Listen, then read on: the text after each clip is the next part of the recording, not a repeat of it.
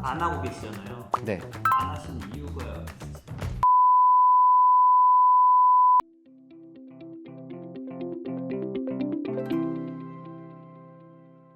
안녕하세요. 예쁨을 픽하세요. 에픽 성형외과 성형외과 전문 홍진명입니다. 요즘 SNS나 커뮤니티에 뜨는 수술 기법 중에 코젤코 들어보신 분들 많으시죠? 보형물 없이 연고를 이렇게 다진 후에 PRP랑 섞어서 채소 절개로 주사기를 통해서 주입하는 시술로 빠르고 간단하고 부작용도 없이 효과를 볼 수 있다는데요. 저는 코젤코 시술을 하지는 않지만 코젤코 시술 후 코 수술을 원하는 분들도 많다 보니 그런 분들을 위해서 제가 직접 느낀 부분을 바탕으로 말씀드려 보겠습니다.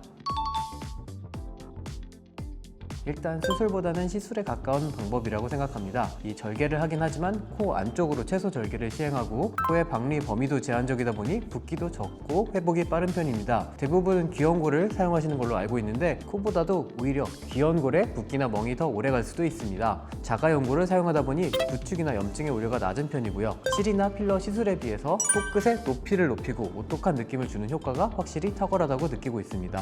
원장님은 지금 안 하고 계시잖아요. 네. 안 하시는 이유가 있으세요? 저는 좀 코젤코를 주로 빼다 보니까 빼기가 좀 귀찮아서 결국 저한테 오시는 분들은 나중에 수술을 원하시는 분들이 많다 보니까 안 하는 것도 있고요. 할 시간이 없어서가 제일 큰 것 같고요.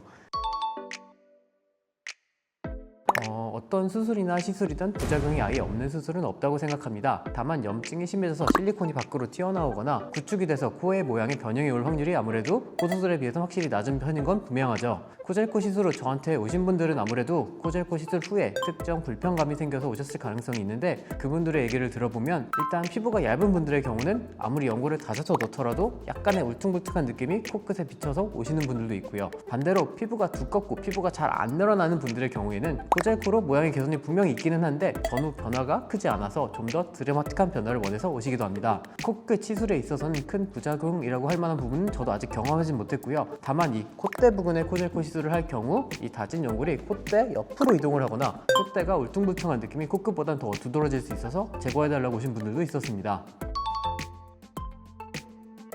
사실 이게 관건이긴 합니다. 다진 연고를 사용한 시술 후 그냥 사는 데는 대부분 문제가 잘 안 생기는데요. 제거할 때 간단한 주사나 시술로 제거가 가능하면 참 좋은데 아무래도 연골 조각이고 흡수가 잘 안 된다 보니 처음 시술보다는 조금 더 큰 절개를 이용해서 제거를 해야 됩니다. 제거만 놓고 보면 실리콘 제거가 사실 좀 더 편하기도 한 측면도 있습니다. 코 내부의 구조가 망가지거나 변형된 경우는 드물기 때문에 재수술할 때 문제가 생기는 경우는 드물지만 완벽히 제거하는 데는 아무래도 좀 번거롭기는 합니다. 경험이 많은 분들의 경우에는 좀 더 쉽게 제거하는 방법이 있을 거라고도 생각하고 있습니다.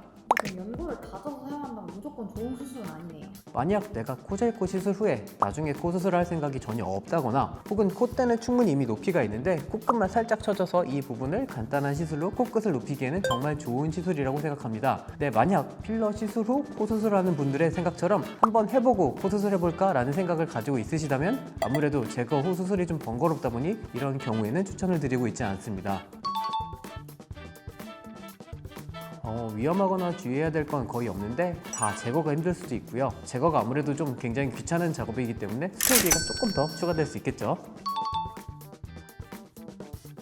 일단 코 수술을 하고 코젤코를 하기가 사실상 거의 불가능하고요. 코가 되게 부드러운 상태에서 뭘 넣어서 늘어나야 되는데 수술한 코는 좀 아무래도 빽딱할 수 있어서 코젤코가 거의 들어가도 효과가 없을 확률이 높아서 재수술로 코젤코라는 경우는 사실 거의 없을 거예요. 처음부터 나에게 맞는 토종한 방법을 찾는 게 제일 중요하겠네요.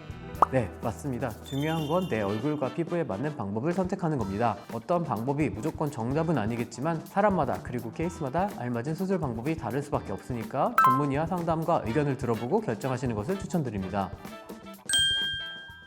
이건 꼭 기억하세요. 모든 방법에는 장점과 단점이 있습니다. 단점이 없는 시술이나 수술은 없기 때문에 본인에게 도움이 더 클 것 같은 방법을 결정해야 됩니다. 잘 모르겠다면 전문가 의견을 들어봐야겠죠? 예쁨을 픽하세요. 에픽 성형외과 성형외과 전문의 홍진명이었습니다. 감사합니다.